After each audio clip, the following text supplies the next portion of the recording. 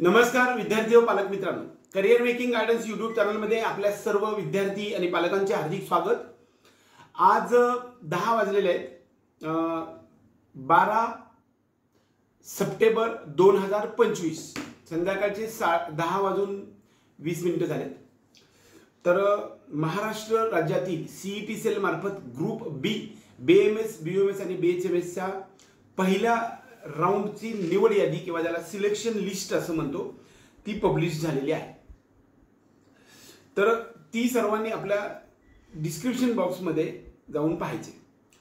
दुसरा यापेक्षा महत्त्वाचा एक मुद्दा असा की यामध्ये तुम्हाला जर समजा आपला नंबर कसा सर्च करायचा हे मी सांगेन।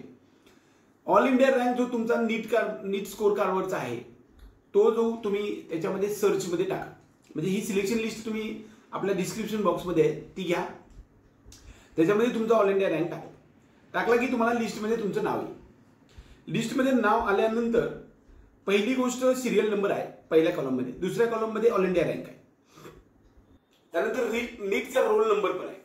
तुम्ही कदाचित नीटचा रोल नंबर जो आपला आहे जो ऍडमिट कार्डवर असतो किंवा तुमच्या नीटच्या स्कोर कार्डवर असतो तो सुद्धा तुम्ही सर्च केला तरी चालू शकतो।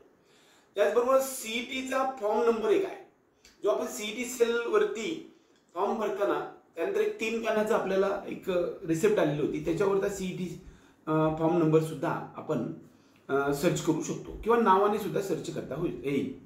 त्यानंतर पुढचा कॉलम जो आहे ना तो मेल आणि फिमेलचा म्हणजे जेंडरचा आहे। त्यानंतर त्याच्या पुढचा जो कॉलम आहे ते कॅटेगरीचा आहे। आता कॅटेगरीचा कॉलमच्या वरती जर आपण पाहायला गेलं तर ह्या सर्व गोष्टीमध्ये सिलेक्शन यादीमध्ये पहिल्यांदा अनुक्रमानिका, त्यानंतर ऑल इंडिया रँक आहे, परत नीटचा रोल नंबर आहे, त्यानंतर सीईटीचा फॉर्म नंबर आहे आणि तुमचं नाव आहे नंतर, आणि नंतर जेंडर आहे तुमचं मेल आहे किंवा फिमेल आहे ते आहे, आणि नंतर कॅटेगरी आहे। कॅटेगरीमध्ये ओबीसी एसबीसी असेल किंवा SCBC EWS VJ NT 1 2 3 SC आणि ST डिफेन्स 1 2 अशा प्रकारच्या सगळ्या कॅटेगरी।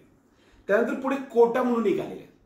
कोटामध्ये कोणत्या कोट्यामध्ये तुमचं सिलेक्शन झालेलं आहे, हायर साईडच्या मेरिटच्या विद्यार्थ्यांसाठी ओपन कोटा आलेला आहे। त्यानंतर पुढे जे आलेलं आहे त्याच्यानंतर आपल्याला EMD आणि EMR आलेलं आहे। EMD म्हणजे इयर मार्किंग डोनर आणि EMR म्हणजे इयर मार्किंग रिसिव्हर। आता बऱ्याच वेळा EMD आहे ना ते हायर साईडच्या विद्यार्थ्यांमध्ये ओबीसी असेल तरी सुद्धा ओपन मधून त्यांचं सिलेक्शन बाय डिफॉल्ट झालेलं आहे आणि त्यामुळे तुम्हाला इयर मार्किंग डोनर असं म्हटलंय। म्हणजे काय, उदाहरणार्थ ओबीसी किंवा एससीबीसीचा एखादा विद्यार्थी असेल आणि त्याला एकदम टॉप स्कोर असेल, जास्त स्कोर असेल आणि त्याचं सिलेक्शन जर झालेलं असेल तर ते बाय डिफॉल्ट ओपन मधून होतं। म्हणजे तुमची कॅटेगरी एससीबीसी परंतु तुमचा सिलेक्शनचा जो कोटा आहे तो कोटा मात्र ओपन आहे। मग ओपन कोटा असेल तर आपलं काही नुकसान होईल का? नाही काही होणार। OBC VJ NT 1 2 3 SC ST किंवा कोणतेही कॅटेगरी आहे ईडब्ल्यू असेल याच्यामधल्या हायर स्कोर असणाऱ्या विद्यार्थ्यांना ओपन कोटामधून सिलेक्शन झालेलं असतं, कारण ओपन कोटा हा सर्वांसाठी खुला कोटा असतो। त्यामुळे तुमचं सिलेक्शनची तुमची कॅटेगरी ओबीसी आहे किंवा NT 1 आहे NT 2 आहे म्हणून तुम्हाला जर सिलेक्शन ओपन मधून झाले असेल तरी सुद्धा तुमची फीज जी आहे, सिलेक्शन तुमचं ओपन मधून झालंय पण तुमच्याकडे जर कॅटेगरीचे सर्व डॉक्युमेंट्स असतील ना तर तुम्हाला कॅटेगरीचीच फी भरायची, त्यामुळे तुम्ही काही काळजी करण्याचं काम नाही। त्यामुळे बऱ्याच वेळा हा प्रश्न विचारला जातो की माझ्या समोर माझी कॅटेगरी लिहिली आणि पुढे सिलेक्शन मधला कोटा जो आहे तो ओपन लिहिलाय, तर ओपन मधून जरी सिलेक्शन झालं तरी तुम्हाला तुमच्या कॅटेगरीची फीज भरायची आहे। त्यानंतर पुढे EMD आणि EMR आहे। EMD म्हणजे इयर मार्किंग डोनर आणि year marking receiver. Year marking donor म्हणजे काय, समजा मी उदाहरणार्थ ओबीसी कॅटेगरीचा विद्यार्थी आहे तर माझा ओबीसीचा विद्यार्थ्यांचं जर माझ्या पुढे मला हायर मार्क्स असतील, जास्त स्कोर असेल तर माझं सिलेक्शन ओपन मधून होतं। मग माझी कॅटेगरी ओबीसी असताना सुद्धा माझं सिलेक्शन ओपन कोट्यामधून झाले तर माझं एक सीट मी खालच्याला डोनेट करतो, जे काही काटावरती आहे त्याला आपण, त्यामुळे मी डोनर ठरतो, म्हणजे इयर मार्किंग डोनर ठरतो। आणि एकदम शेवटच्या काटावरती तुमच्या कॅटेगरीचं सीट संपून गेल्यानंतर सुद्धा आपल्याला जर समजा खालच्या मेरिटच्या विद्यार्थ्यांना, ज्या विद्यार्थ्यांचं माझ्या ओबीसीच्या कॅटेगरीच्या हायर स्कोरवरील विद्यार्थ्यांना त्यांना ओपन मधून सिलेक्शन झाल्यामुळे त्याचं जे सीट आहे ते खाली एकदम शेवटच्या विद्यार्थ्याला मिळालेलं असतं, त्यामुळे त्याला इयर मार्किंग रिसिव्हर असं म्हणतो। म्हणजे एकदम कट ऑफच्या खाली ज्यावेळेस शेवट कट ऑफच्या लेवल येतात त्यावेळेस तुम्हाला तुमच्या कॅटेगरीचा इयर मार्किंग रिसिव्हर असं होत असतं. म्हणजे हायर मार्क्सचा एक विद्यार्थी आपल्या कॅटेगरीला आपलं सीट डोनेट करत असतो आणि आपण सिलेक्शन मात्र ओपन मधून होत असतं. आणि इयर मार्किंग रिसिव्हर जो असतो त्याचं सिलेक्शन खरं तर होत नसतं, पण माझ्या कॅटेगरीचा त्याच्या कॅटेगरीचा विद्यार्थ्यांना ओपन मधून सिलेक्शन झाल्यामुळं त्यांना एक जी सीट डोनेट केलेली आहे ती सीट त्याला मिळते, त्यामुळे तो इयर मार्किंग रिसिव्हर आहे. ह्याचा काही संबंध नाही, तुम्ही इयर मार्किंग डोनर असा किंवा इयर मार्किंग रिसिव्हर असा. EMD किंवा EMR कधी येऊ शकतं. तुमचा जो कोटा आहे ना तो कोटा म्हणजे EMD कधी असेल बघा, तुमच्या कॅटेगरीच्या समोर ओपन आलं तर तुम्हाला EMD आलं म्हणून समजायचं. त्यामुळं बऱ्याच वेळा काही विद्यार्थी आणखी म्हणजे तुम्हाला सगळ्या गोष्टी समजल्या असतील. त्यानंतर पुढचा जो टॉपिक आहे तो डिटेल्समध्ये तुम्हाला तुमच्या कॉलेजचं कोड आलेला आहे बघा, 3101, 3108, 3132 वगैरे अशा सगळ्या गोष्टी. आणि त्यानंतर तुमचं कॉलेजचं नाव आहे.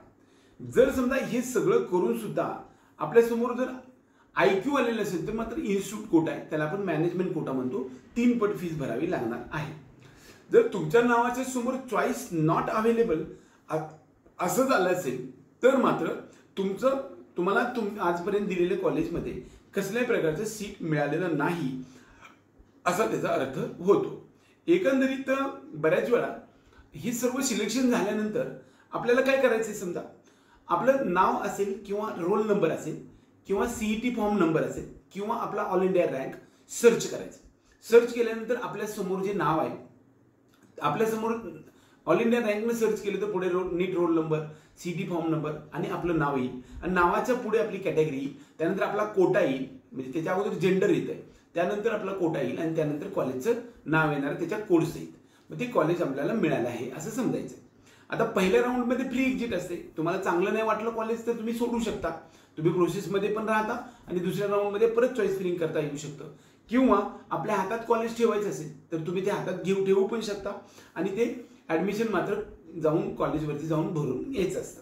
आता बऱ्याच वेळा यानंतर हे जे आज 12 तारीख आहे, उद्या 13 तारखेपासून ते 17 सप्टेंबर 2025च्या संध्याकाळी 5:30 वाजेपर्यंत आपल्याला सर्व सुट्ट्या धरून सुद्धा आपल्याला ॲडमिशनसाठी संधी उपलब्ध आहे. आता ॲडमिशनच्या दिवशी 17 सप्टेंबर, आता उद्या शनिवार आहे आणि रविवार आहे. आता तुमच्याकडे DD असेल का तर DD नसणार आहे, त्यामुळे उद्या आणि परवा तरी तुम्हाला DD काढता येणार नाही. त्यामुळे तुम्हाला DD सोमवारीच काढावं लागेल, परंतु तुम्ही चेक पण घेऊ शकता. पण जर चेक असेल समजा तर मात्र लगेच दुसऱ्या दिवशी सोमवारी जाऊन तुम्हाला नवीन DD कॉलेजला काढून द्यावा लागणार आहे. त्यामुळं आज ॲडमिशन घेऊन उद्या शनिवार रविवारमध्ये ॲडमिशन घेऊन आला आणि परत सोमवारी आणखी कॉलेजवर जाऊन दुसरा DD देऊन आपला चेक मागे आणला, ही सर्व जर प्रक्रिया करायला गेला तर तुम्हाला काहीच उपयोग होत नाही ॲडमिशन घेण्याचा. त्यामुळे डायरेक्ट सोमवारी DD काढून तुम्ही कॉलेजवरती जायचं आहे. आता DD काढताना शक्यतो म्हणजे नॅशनलाइज बँकेचा काढा, म्हणजे कोणत्याही प्रायव्हेट बँकेचा सुद्धा चालू शकतो, म्हणजे HDFC, axis, ICICI, IndusInd bank अशा मोठ्या बँकेच्या काढू शकता. किंवा नॅशनलाइज बँकमध्ये SBI, bank of India, union bank किंवा फेडरल बँक अशा वेगवेगळ्या बँकेचा सुद्धा DD काढू शकता. आता DD काढताना कितीचा काढायचा तर तुमचं जे कॉलेज मिळालेलं आहे त्या कॉलेजच्या वेबसाईटवरती जावा किंवा कॉलेजच्या नंबरवरती फोन करून त्यांना विचारा किंवा माझ्या कॅटेगरीची फी किती आहे आणि मला कितीचा DD काढायचा आहे. कदाचित काही कॉलेज हे संपूर्ण फीज घेतात आणि परत महाडीबीटीकडे अर्ज करून आपल्याला पूर्ण फीज आपल्याला परत मिळवावी लागते. काही कॉलेजेस मात्र आपली कॅटेगरीची फीज आहे ती आपल्याला घेत असतात. IQ मध्ये ज्याचं सिलेक्शन झालेलं आहे अशा विद्यार्थ्यांना मात्र आपल्याला 3 पटीचा फीचा DD काढावा लागत असतो. आपण आजपर्यंत दिलेल्या डॉक्युमेंटची जी लिस्ट आहे ती आजपर्यंत खूप सारी लिस्ट दिलेली आहे, जवळपास 18 प्रकारचे डॉक्युमेंट्स आहेत, त्यामध्ये वेगवेगळ्या डॉक्युमेंटची यादी आहे. त्याप्रमाणे तुम्ही आपल्याला कॉलेजवरती जायचं आहे. आता बऱ्याच वेळा आजपर्यंत विचारलं जात असायचं की अलॉटमेंट लेटर, आता अलॉटमेंट लेटरसाठी एक लिंक जनरेट होते CET सेलवरती, ती तुम्हाला मी पुढे देईन, उद्या देईन. मग त्या लिंकवरती जाऊन तुमचं अलॉटमेंट लेटर किंवा सिलेक्शन लेटर आपल्याला डाउनलोड करायचं आहे आणि त्याची प्रिंट पण काढायची आणि कॉलेजवरती जाऊन आपल्याला ते एक महत्त्वाचं डॉक्युमेंट आहे. त्यामुळं हे सर्व डॉक्युमेंट्स घेऊन ओरिजिनल, झेरॉक्स 2 प्रतीमध्ये आणि विद्यार्थी स्वतः ह्या सर्व गोष्टी जाऊन आपल्याला कॉलेजवरती जाऊन पोहोचायचं आहे. म्हणजे डिमांड ड्राफ्ट काढायचं म्हटलं तर शक्यतो पूर्ण फीजचा डिमांड ड्राफ्ट काढा. हॉस्टेल फीजचा मग तिथे जाऊन तुम्ही फीज भरली, कॅश किंवा चेकमधून भरली तरी चालू शकते.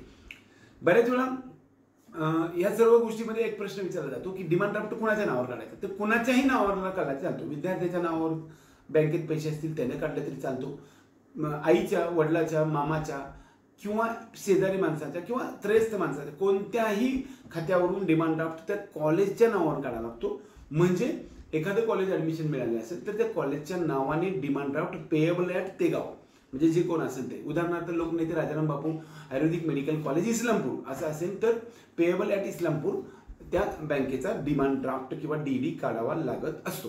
एकंदरीत ज्या विद्यार्थ्यांचं सिलेक्शन झाले असे सर्वांचं हार्दिक स्वागत करतो. मी तुम्हाला सर्वांना डिस्क्रिप्शन बॉक्समध्ये आपला जो सिलेक्शन लिस्ट ती दिलेली आहे ती पाहू शकता आणि तुम्ही कॉलेजवरती जाऊन ॲडमिशन घ्या. आपल्या सर्वांचं हार्दिक अभिनंदन करून आजचा हा व्हिडिओ संपवतो. जय हिंद, जय महाराष्ट्र.